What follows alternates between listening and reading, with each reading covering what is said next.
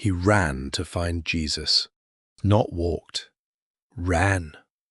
He dropped to his knees in the dirt in front of everyone. "Good teacher," he said, "what must I do to inherit eternal life?" Mark records one detail that makes what happened next almost impossible to explain.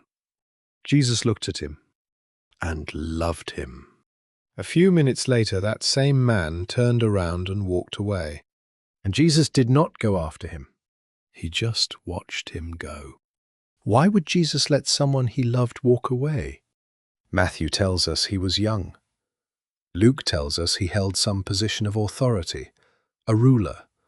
Mark tells us, later in the story, that he was wealthy, the kind of person religious teachers usually had to go looking for, because men like that rarely came looking for them.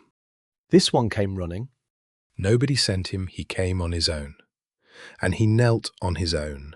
And the question he asked wasn't a trap.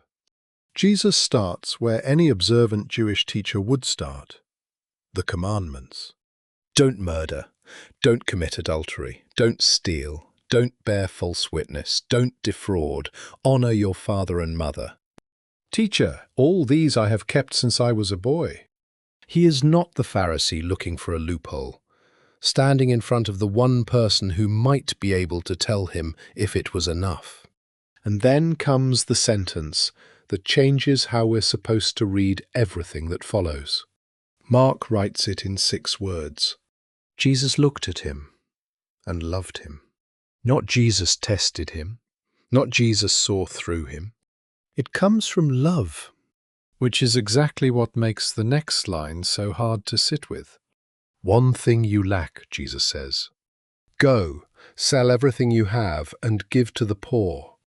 Then come, follow me. Mark tells us the man's face fell, the look of someone receiving news they cannot process standing up. He went away grieving, Mark says, because he had great wealth. The part most retellings skip past too quickly. Jesus does not chase him. There's no wait, I didn't mean literally everything. No adjusted offer. The man who came running toward Jesus now walks away from him, and Jesus lets the distance between them grow, without a word to close it. The man who came running toward Jesus now walks away from him, and Jesus lets the distance between them grow. That question, why didn't he stop him, is worth sitting with before we go further. The easiest explanation is also the most common one. This is a story about money. Wealth is dangerous. Give it up or lose your soul. Simple. Except the Gospels don't actually let that explanation stand on its own. His name was Zacchaeus, a chief tax collector, rich in a way that usually meant corrupt, since tax collectors were notorious for skimming off their own people. Luke tells us Zacchaeus climbed a tree just to see Jesus over a crowd. Zacchaeus climbed a tree just to see Jesus over a crowd. And when Jesus invited himself to the man's house, Zacchaeus stood up and said something remarkable on his own. Half of everything he owned would go to the poor, and anyone he had cheated would get back 4 times what was taken. Half. Not everything. Half of everything he owned. Jesus doesn't correct the math. He doesn't say half isn't enough. He says, salvation has come to this house.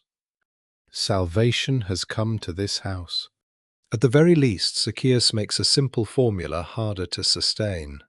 Jesus' encounters with wealth do not all unfold in exactly the same way. But what his possessions meant when Jesus asked him to follow. Go back to his opening question. What must I do? He had kept commandments, he had status, he had wealth. Every marker available to a young man in his world he had already acquired. He came to Jesus, looking for the one remaining item to add to an already long list of accomplishments. Jesus doesn't give him an item to add. He asks him to remove one. Sell what you have. Give it to the poor, and then, only then, follow me. The command to sell may not have been the destination of the encounter. It exposed something the man's obedience had never yet required him to surrender. For Zacchaeus, wealth wasn't holding him back. He let go of half of it without being asked. For this man, it seems to have been the very thing keeping his hands too full to take hold of anything else. And then comes the final command, the one toward which everything else in the sentence points. Follow me. Once it was spoken out loud, the man discovered he couldn't manage that part either. So, why didn't Jesus stop him? If Jesus had run after him, softened the terms, offered a version of the invitation that didn't require anything to be surrendered, he might have kept the man standing there a little longer. He would have quietly broken the one thing that made the invitation worth anything in the first place: that it was real. A person can be near Jesus, close enough to kneel in front of him, and still not choose him. Proximity was never the same as belonging.